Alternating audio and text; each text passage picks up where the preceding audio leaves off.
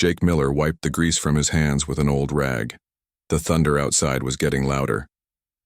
He looked at the clock on his workshop wall. It was almost midnight.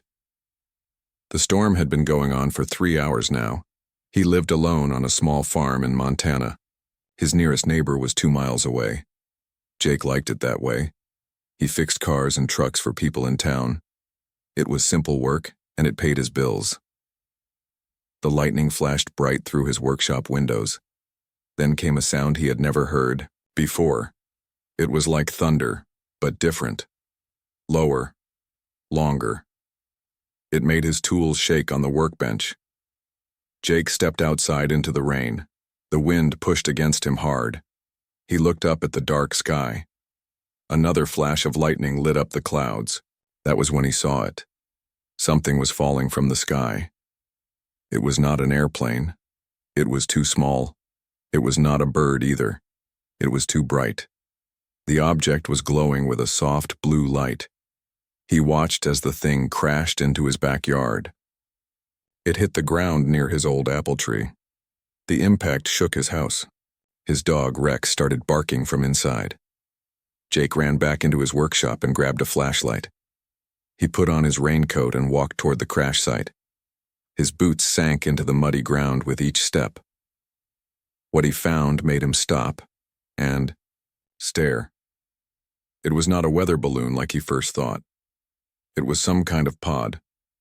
The thing was about 6 feet long and 3 feet wide. It looked like it was made of crystal, but crystal that glowed from the inside. The pod was warm to touch. Jake could see something inside through the clear walls. His heart started beating faster. There was a person in there, a young girl. She had silver hair and pale skin. She looked like she was about 12 years old. Her clothes were strange. They looked like they were made of the same glowing material as the pod. But what worried Jake the most was the blood. She was hurt. Jake had been a medic in the Air Force before he became a mechanic. He knew what to do when someone was injured. But first he had to get her out of this thing. He walked around the pod looking for a way to open it. There were no handles or buttons that he could see. Then he noticed that part of the crystal was cracked. The crash had damaged it.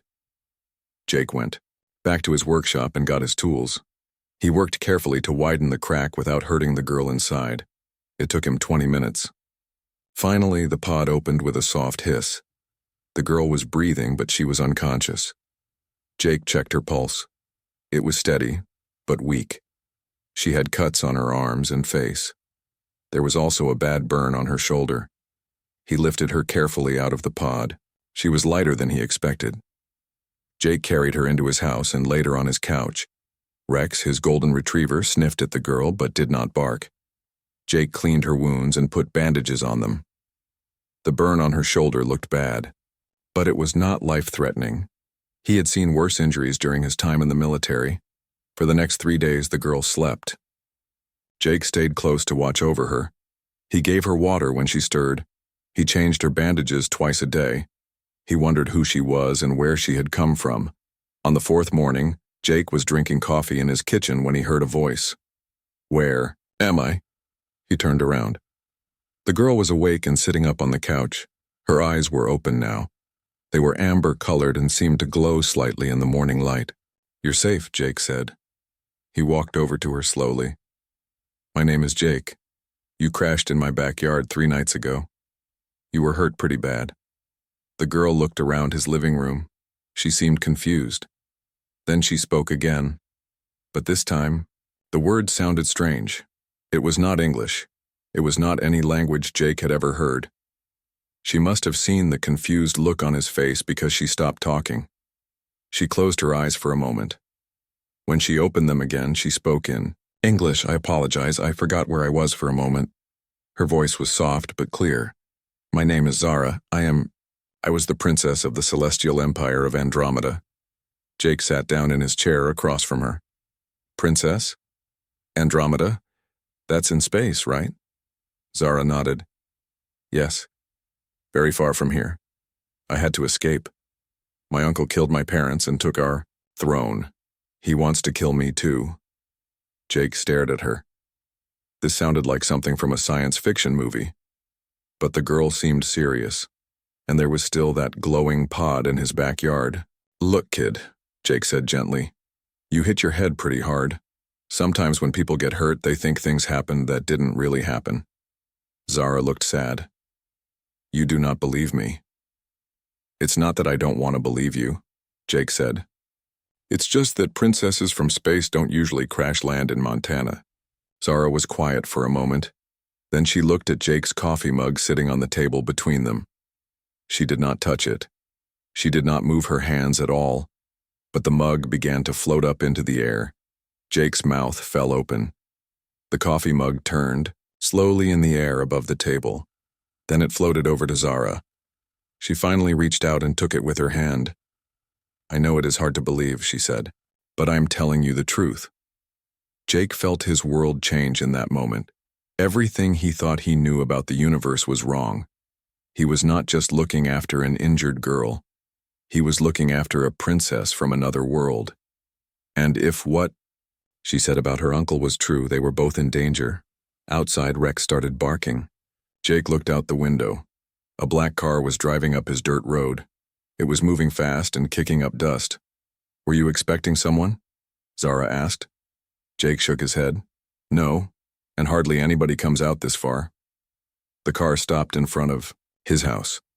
A man in a dark suit got out. He was wearing sunglasses even though it was cloudy outside. Jake had a bad feeling about this. He had learned to trust his instincts during his time in the military. Right now, those instincts were telling him to run.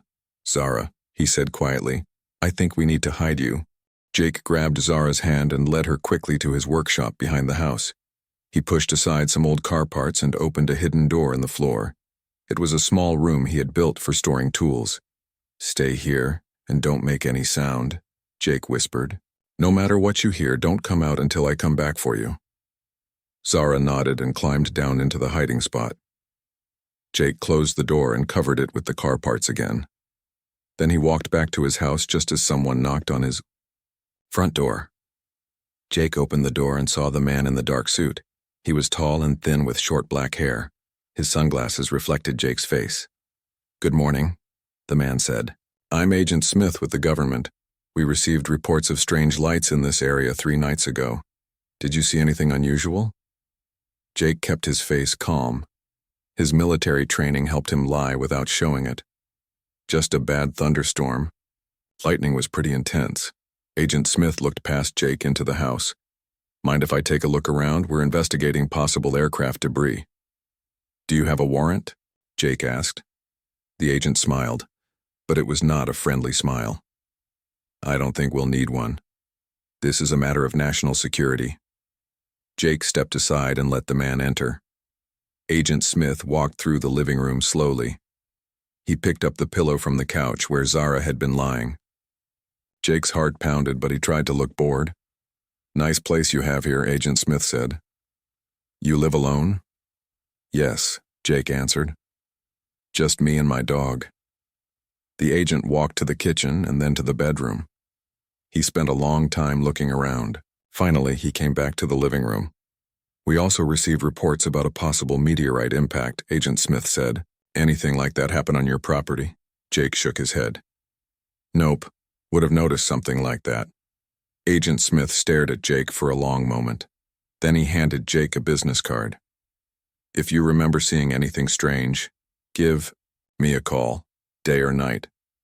After the agent left, Jake waited 30 minutes before going back to the workshop. He let Zara out of the hiding spot. She looked scared. "Who was that man?" she asked. "Someone from the government," Jake said. "They know something crashed here, but I don't think they know about you yet." Jake realized he needed help. There was only one person he could trust with something this big. He called his old friend, Lisa Park. Lisa was a scientist who worked at a research lab 50 miles away. She and Jake had grown up together in the same small town. She was one of the smartest people he knew. "Lisa, it's Jake," he said when she answered her phone. "I need you to come out to my place. It's important." "What's wrong?" Lisa asked. "You sound strange." "I can't explain over the phone. Can you come today? And bring some of your medical equipment?" Medical equipment. Jake, are you hurt? No, but someone else is. Someone who needs help from a scientist. Lisa was quiet for a moment. Okay, I'll be there in 2 hours. While they waited, Jake learned more about Zara's story. She told him about her homeworld, which orbited a star in the Andromeda galaxy. Her people looked like humans but had special abilities. They could move things with their minds and live much longer than Earth people. How long do your people live? Jake asked. About 500 of your years, Zara said. I am still very young by our standards. She explained that her family had ruled the Celestial Empire for thousands of years. The empire included dozens of star systems with billions of people. Her uncle Prince Vex had been jealous of her father's power. He convinced many people that my father was weak, Zara said sadly. He said the empire needed a stronger ruler. When he had enough supporters, he attacked our palace. How did you escape? Jake asked. My father's loyal guards helped me get to the escape pods.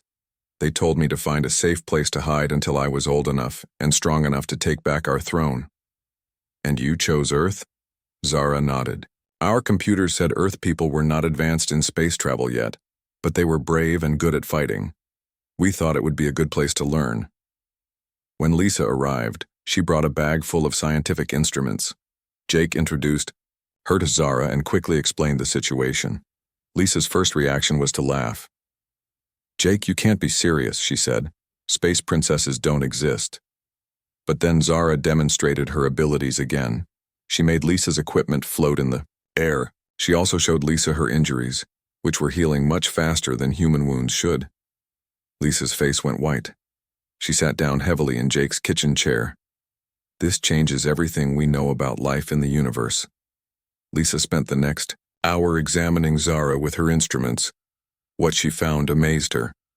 Zara's cells were completely different from human cells. She had organs that humans didn't have. Her brain showed activity in areas that were empty in human brains. She's definitely not human, Lisa told Jake quietly. But she's also not dangerous. Her body is designed for healing, not hurting. That evening, as they sat around Jake's kitchen table eating dinner, the lights in the house began to flicker. Rex started barking and ran to the window. Jake looked outside and saw lights in the sky, but these were not airplanes or helicopters. The lights moved in ways that human aircraft couldn't move. They changed direction instantly and hovered without making any sound. They found me, Zara whispered. Her face had gone pale. Who found you? Jake asked. My uncle's scouts. They have been searching for me across many worlds. One of the lights began to descend toward Jake's property. As it got closer, they could see it was a small spaceship. It was sleek and silver and about the size of a school bus. What do they want? Lisa asked. They want to kill me, Zara said simply. And now they will kill you too, because you helped me. Jake felt anger rising in his chest. He had spent his whole life trying to stay out of trouble. He just wanted to fix cars and live quietly on his farm. But now aliens were coming to hurt a child he had promised to protect. No, Jake said firmly. Nobody is going to hurt you. Not while I'm around. But you are just human, Zara said. You cannot fight my uncle's warriors. They are much stronger than Earth people. Jake walked to his gun cabinet and pulled out his hunting rifle. Maybe, but I've fought tough enemies before, and I know this land better than they do. Lisa grabbed Jake's arm. This is insane. We should call for help. Who are we going to call? Jake asked. The police? The military? They won't believe us until it's too late. The spaceship landed in Jake's field about 200 yards from his house.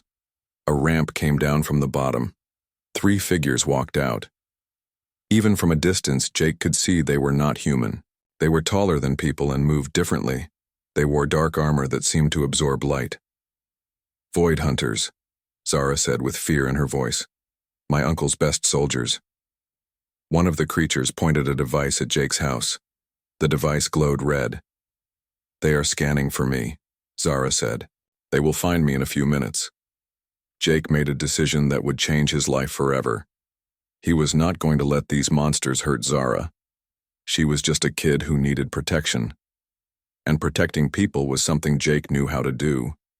"Lisa, take Zara to the storm cellar behind the house," Jake said.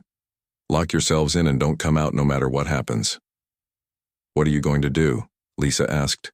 Jake checked his rifle and put extra ammunition in his pockets. "I'm going to buy us some time, and I'm going to show these aliens what happens when they mess with people from Montana."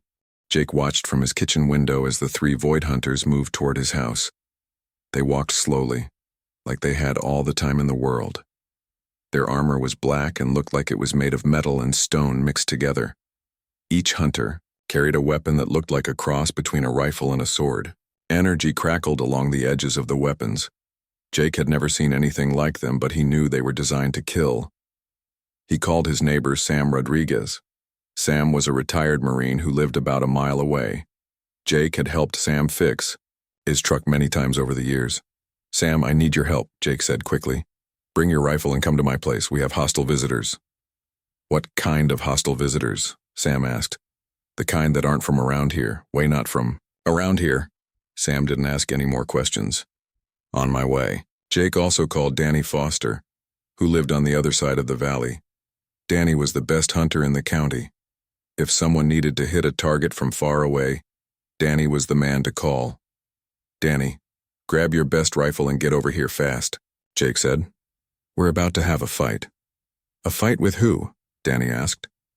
"People who want to hurt a little girl," Jake said. "That's all you need to know." By the time Jake hung up the phone, the void hunters were only 50 yards from his house. Jake could see them more clearly now. They were at least 8 feet tall.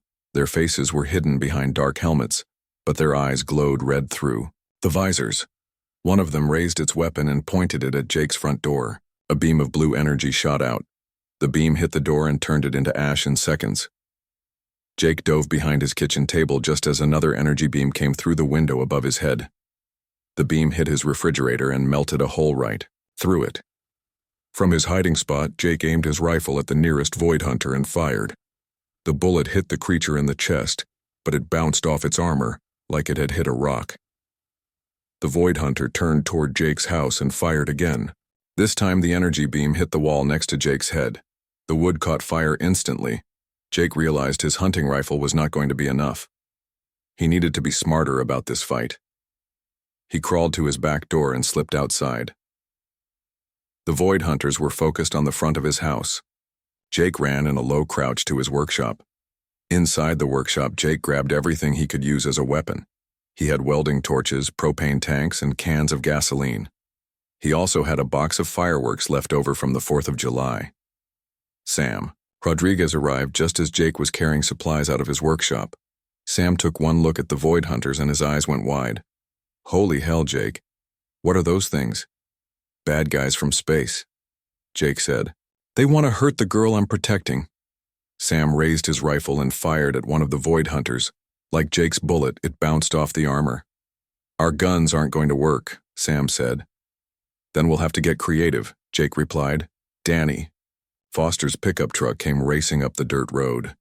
Danny jumped out with his hunting rifle and a bag of equipment. "What's the situation?" Danny asked. Jake pointed at the void hunters, who were now walking around to the back of his house. "3 hostiles with energy weapons and armor that stops bullets. We need to slow them down until help arrives." "What kind of help?" Danny asked. "I'm still working on that part," Jake said. The 3 men spread out around Jake's property. They used the old farm equipment and buildings as cover. Jake's plan was simple: make the void hunters think there were more humans than there really were. Danny climbed up into the old water tower that stood at the edge of Jake's property. From there, he had a clear view of the entire area. Even though his bullets couldn't hurt the void hunters, he could still distract them. Sam took position behind Jake's barn. He started a small fire using hay and gasoline. The smoke would make it harder for the aliens to see clearly. Jake himself moved to his storm cellar, where Lisa and Zara were hiding. He opened the door just enough to talk to them. "Are you okay down there?" he asked. "Yes," Lisa answered. "But Jake, there are more ships coming. I can see their lights in the sky." Jake looked up. Lisa was right. There were at least 6 more lights moving across the dark sky toward his farm. "How long before they get here?" Jake asked. Maybe 10 minutes, Zara said from inside the cellar. Jake, you have to run, there are too many of them. I'm not leaving you, Jake said, but I need to know something. Can you use your powers to fight them? I can try, Zara said, but I am still young. Using my abilities too much will make me very weak. Just do what you can, Jake said. We'll handle the rest. Jake closed the cellar door and ran back toward his house. One of the Void Hunters had made it to his back porch.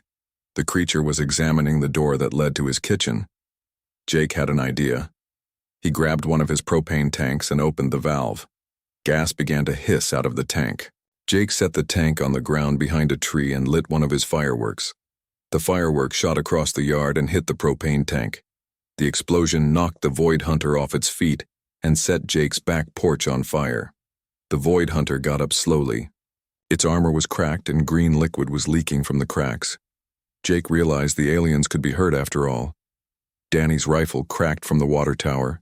He was aiming for the damaged parts of the Void Hunter's armor. This time, his bullet found its mark. The alien stumbled and made a sound like a growling dog. The other two Void Hunters turned their weapons toward the water tower. Energy beams lit up the night sky. Danny had to jump down from the tower to avoid being hit. That was when Zara decided to help. The cellar door flew open, even though Jake was sure he had closed it. Zara climbed out and stood in Jake's backyard. She looked very small compared to the giant alien warriors, but when she raised her hands, all three Void Hunters stopped what they were doing and turned to look at her. One of them spoke in a language that sounded like metal scraping against metal. Jake didn't understand the words, but the tone was threatening. Zara answered in the same language. Her voice was calm, but Jake could hear the power in it. The lead Void Hunter raised its weapon and fired at Zara, but the energy beam stopped in midair just a few feet from her. The beam hung in the air, crackling with electricity. Zara made a gesture with her hand. The energy beam turned around and flew back at the Void Hunter who had fired it. The beam hit the alien in the chest and knocked it backward into Jake's apple tree. The other two Void Hunters fired at the same time. Again, Zara stopped their beams in midair, but Jake could see that the effort was costing her. She was breathing hard and sweat was running down her face. Jake knew she couldn't keep this up for long. He also knew that the other alien ships would be here soon. They needed to end this fight quickly. He ran to his workshop and grabbed his welding torch. The torch used acetylene gas and burned hot enough to cut through steel. Maybe it would work on alien armor. Jake snuck up behind one of the Void Hunters while it was focused on Zara. He turned on the welding torch and aimed it at the back of the creature's neck, where its helmet met its armor. The flame cut through, the armor like butter. The Void Hunter made a terrible screaming sound and fell to the ground. The remaining Void Hunter spun around to face Jake. It raised its weapon, but before it could fire, Danny's rifle spoke from somewhere in the darkness. The bullet hit the alien's weapon and knocked it out of its hands. Sam Rodriguez came running from behind the barn. He carried a pitchfork in one hand and a burning stick in the other. He looked like an angry farmer protecting his land. The last Void Hunter looked around at the three humans and the young girl who had defeated its companions. For a moment, Jake thought it might surrender. Instead, the alien reached for a device on its belt. The device began to glow and make a high-pitched whining sound. "It's calling for help," Zara said. "We have to stop it." But before any of them could move, bright lights appeared overhead. The other alien ships had arrived, and there were more of them than Jake had thought. He counted at least 12 ships descending toward his farm. Jake looked at his friends, at Zara, and at the burning ruins of his peaceful life. He thought about giving up. The odds were impossible. Then he remembered something his drill sergeant had told him during basic training. When you're outnumbered and outgunned, the only thing left to do is fight harder and fight smarter. Jake smiled grimly and reloaded his rifle. "Okay, everyone," he called out. "Round 2 is about to start." The 12 alien ships landed in Jake's field like metal birds of prey. Each ship was bigger than the first one. Jake counted at least 50 Void Hunters climbing out of the ships. His heart sank. There was no way 4 humans and 1 young girl could fight that many enemies. But then something unexpected happened. The alien ship stopped unloading troops. Instead, they just sat there with their engines running. Jake could hear voices shouting orders in the alien language. "What are they waiting for?" Sam asked. Zara was listening carefully to the alien voices. "They are getting new orders from someone important," she said. "Someone who wants to talk to me first." A new ship appeared in the sky. This one was much larger than the others. It was black and covered with spikes and weapons. When it landed, the ground shook under its weight. A ramp came down from the ship. A figure walked out, but this one was different from the Void Hunters. It was still tall and wearing dark armor, but Jake could see its face. The alien looked almost human except for its red eyes and sharp teeth. "That is my uncle," Zara whispered. "Prince Vex." Prince Vex walked slowly across the field toward them. The Void Hunters moved aside to let him pass. When he was close enough to be heard, he stopped and spoke in English. "Nephew's daughter," he said. His voice was deep and cold.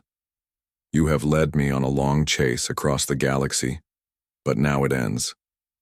"I am not your nephew's daughter," Zara said, stepping out from behind. "Jake, I am the rightful ruler of the Celestial Empire. You are a murderer and a thief." Prince Vex laughed. "You are a child playing with primitive animals. Look around you. These humans cannot protect you from me." Jake stepped forward. "Maybe not. But we're going to try." Prince Vex looked at Jake like he was looking at an insect. "You interest me, human. You know you cannot win, yet you still fight. Why?" "Because it's the right thing to do," Jake said simply. "The right thing?" Prince Vex seemed genuinely confused. "There is no right or wrong. There is only power and weakness. You are weak, so you will die." That was when Jake heard the sound of helicopters approaching. He looked up and saw military aircraft flying toward his farm. Someone had finally noticed the alien invasion. The helicopters landed in the field next to Jake's house. Soldiers jumped out and took defensive positions. Their leader was a woman with general stars on her uniform. "I'm General Patricia Stone," she announced. "This area is now under military control. Everyone stand down." Prince Vex looked amused. "More humans? How entertaining." General Stone walked over to Jake. "Are you the one who called this in?" "No." "Ma'am," Jake said. "I never called anyone."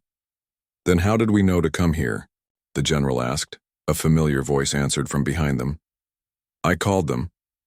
Jake turned and saw Lisa climbing out of the storm cellar. She was carrying a device that looked like a satellite phone. "I contacted the research facility where I work," Lisa explained. "They have connections with the military. I told them we had a first contact situation." General Stone looked at Prince Vex and his army of Void Hunters.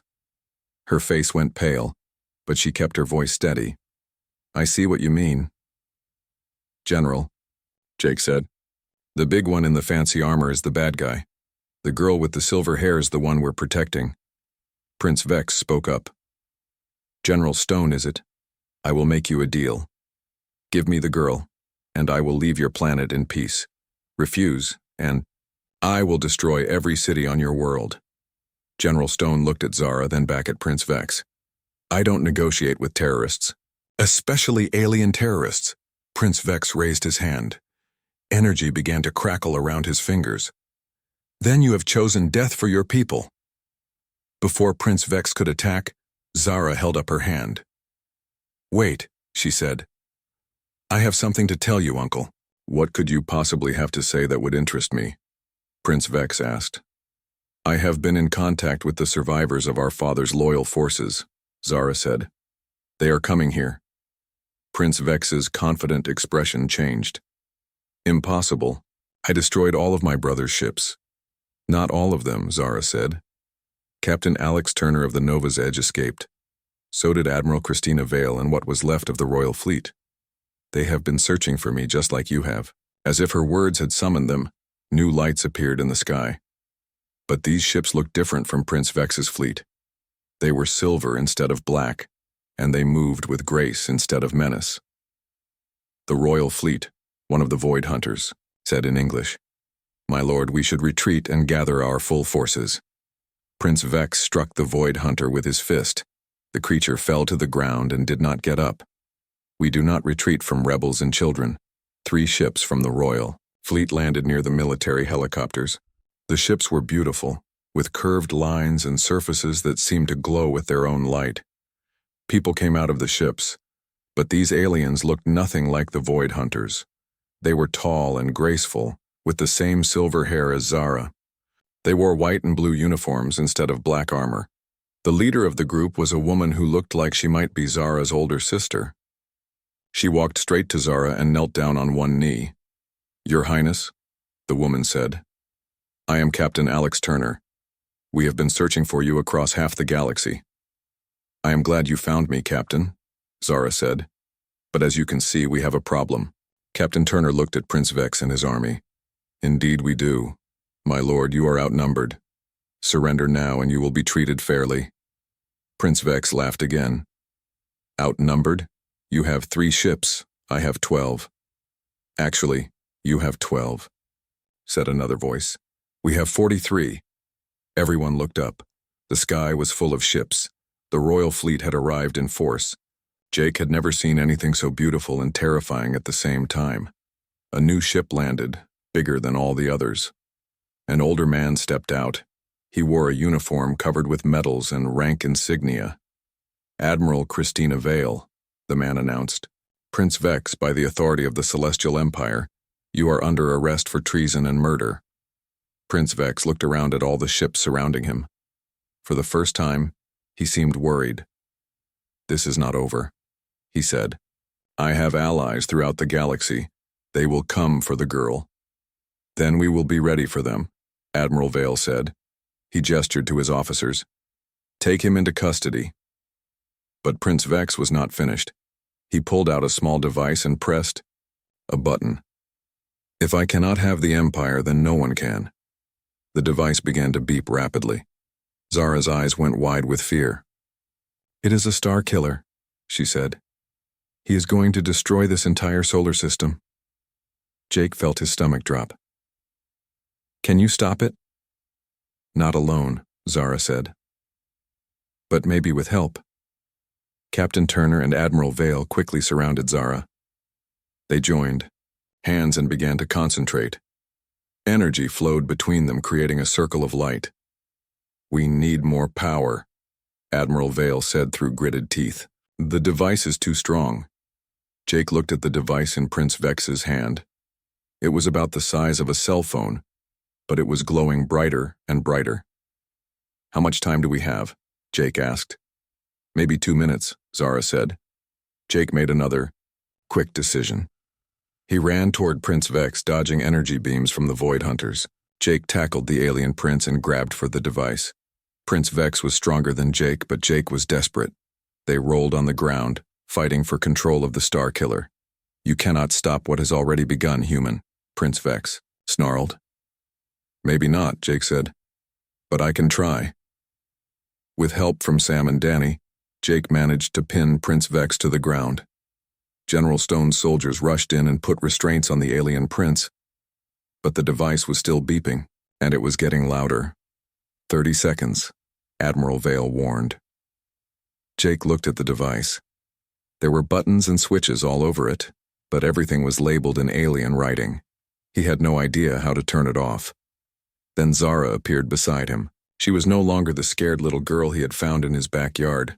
She looked like a queen. "I know how to stop it," she said. "But it will use all of my power. I might not survive." Jake looked at her with tears in his eyes. "There has to be another way." "There is no other way," Zara said gently.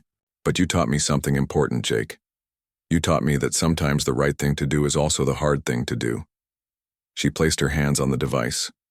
Light flowed from her fingers into the machine. The beeping began to slow down.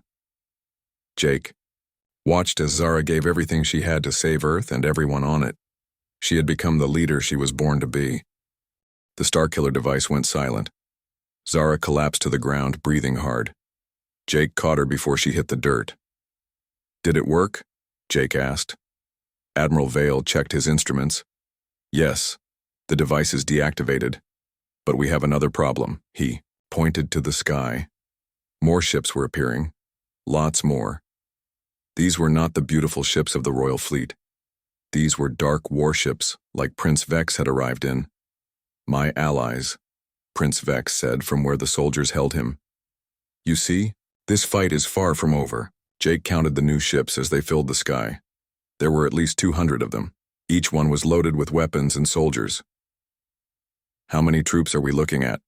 General Stone asked. Captain Turner consulted her scanner.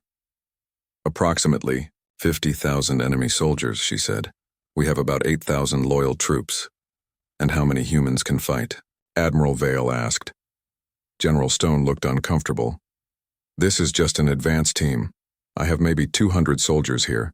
It would take hours to get more troops to this location. Jake looked down at Zara. She was conscious, but very weak. What about you? Can you help us fight? Zara tried to sit up but couldn't. I am sorry, Jake. Stopping the Star Killer used almost all of my strength. I need time to recover. The enemy fleet began to land.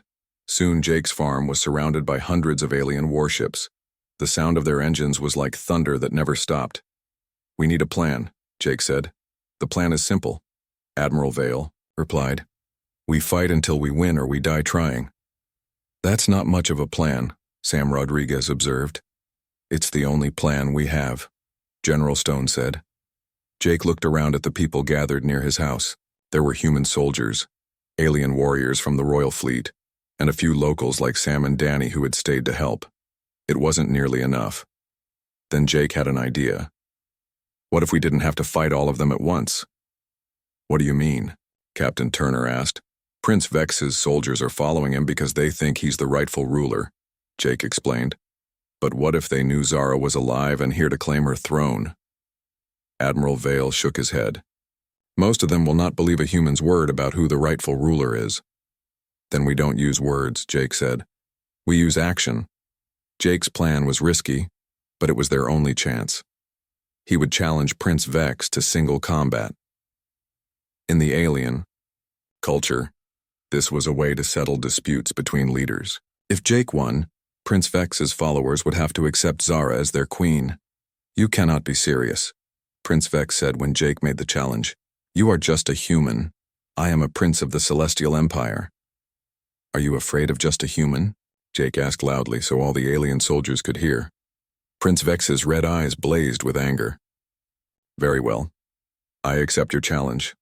When I kill you, your friends will watch your princess die slowly. The combat took place in the center of Jake's field. Alien soldiers from both sides formed a circle around the fighters. General Stone's troops watched from one side while thousands of enemy soldiers watched from the other. Prince Vex was bigger and stronger than Jake. He also had energy weapons built into his armor. But Jake had something Prince Vex didn't have. He had spent the last week learning how to fight aliens.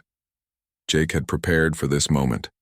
Hidden around the combat circle were the tools and weapons he had used against the Void Hunters. Propane, tanks, welding torches, and explosive materials were all within reach if he could get to them. The fight began with Prince Vex firing energy blasts at Jake. Jake dove and rolled, using his knowledge of his own land to stay ahead of the attacks. He led Prince Vex toward his workshop, where he had hidden his ace in the hole. Jake had spent the morning building something in his workshop. It looked like a suit of armor made from farm equipment and car parts. The armor was powered by a truck, engine, and controlled by hydraulic systems from an old tractor. When Prince Vex saw Jake climbing into the makeshift power suit, he laughed. You think that pile of scrap metal will help you? Let's find out, Jake said. The power suit was crude compared to Prince Vex's alien technology, but it was built by someone who understood machines. Jake had designed it to be fast and tough. Most importantly, he had made it using materials that could handle the heat from welding torches. The real fight began when Jake fired up the welding torches mounted on the suit's arms. Prince Vex tried to dodge, but Jake was faster in his homemade armor than the alien prince expected. The welding flame caught Prince Vex on the shoulder. His armor began to melt. For the first time, the alien prince looked worried. Impossible, Prince Vex snarled. Your primitive technology cannot defeat me. You keep saying that, Jake replied, but you keep being wrong. The fight continued for 20 minutes. Jake used every trick he had learned as a mechanic and a soldier. He fought dirty when he had to, and used his suit's power to land punches that sent Prince Vex flying. But the alien prince was not giving up easily. He managed to damage Jake's power suit with his energy weapons. Sparks flew from the damaged systems and Jake could smell smoke from burning wires. The end came when both fighters were exhausted. Prince Vex's armor was cracked and melting. Jake's power suit was barely holding together. They faced each other in the center of the field, both breathing hard. You have fought well for a human, Prince Vex admitted, but now you die. Prince Vex raised his arm to fire one final energy blast. But before he could pull the trigger, Jake's power suit fell apart. The hydraulic systems failed, and Jake tumbled out of the wreckage. Prince Vex smiled and aimed his weapon at Jake's chest. That was when Zara appeared. She had recovered enough strength to stand and walk. She stepped between Jake and her uncle just as Prince Vex fired. The energy beam hit Zara instead of Jake, but instead of hurting her, the beam seemed to make her glow brighter. She absorbed the energy and used it to restore her own power. Uncle, Zara said in a voice that carried across the entire field. You have lost. Prince Vex stared at his niece in shock. How did you? Jake taught me something, Zara said. He taught me that real strength comes from protecting the people you care about. Zara raised her hand and Prince Vex was lifted off the ground by an invisible force. His weapons fell from his hands. His armor cracked and fell away piece by piece. I am Zara, daughter of King Marcus, rightful ruler of the Celestial Empire, she announced to the thousands of watching soldiers. Prince Vex murdered my parents and stole our throne, but now his reign of terror is over. One by one, the enemy soldiers began to kneel. They recognized the power and authority in Zara's voice. Even though she was young, she was their queen. Prince Vex was taken away by Admiral Vale's troops. The enemy fleet surrendered without firing another shot. As the sun began to rise over Jake's farm, he looked around at the aftermath of the battle. His house was damaged, his field was full of spaceships, and his quiet life was definitely over. But Zara was safe, Earth was safe, and somehow a small-town mechanic from Montana had helped save the galaxy. So what happens now? Jake asked Zara as they sat on his front porch. Now I have to go back and rebuild the empire, Zara said sadly. There is much work to do. And I have to stay here and fix my house, Jake said. They sat in comfortable silence for a while. Then Zara spoke up. Jake, I have been thinking. A good ruler needs good advisors, people who will tell her the truth, even when it is hard to hear. That sounds smart, Jake agreed. Would you like to be one of my advisors? Zara asked. I know you prefer your quiet life, but I could really use your help. Jake thought about it. His old life had been simple and peaceful, but it had also been kind of lonely. Now he had a chance to help rebuild an empire and make sure that good people were protected across the galaxy. Do I get to keep my farm? Jake asked. Of course, Zara smiled. But it might get busy around here.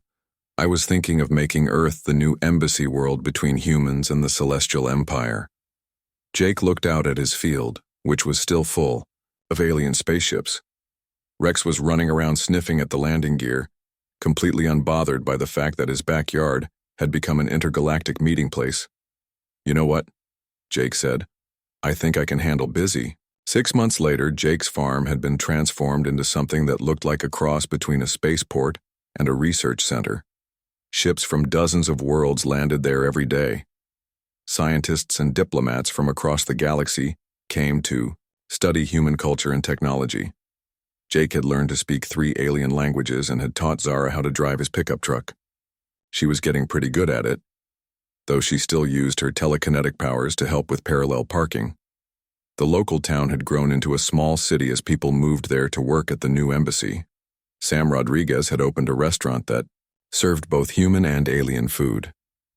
Danny Foster gave hunting tours to alien tourists who wanted to experience authentic Earth wilderness survival. Lisa Park ran the joint human-alien research facility that had been built next to Jake's workshop. She was working on projects that she said would change everything humans knew about science. General Stone had been promoted and now commanded Earth's new interstellar defense force. She often stopped by Jake's farm to discuss security issues with Zara, and Zara herself had grown into her role as Empress of the Celestial Empire. She spent half her time traveling to distant worlds, rebuilding her father's kingdom. The other half of her time she spent on Earth, learning about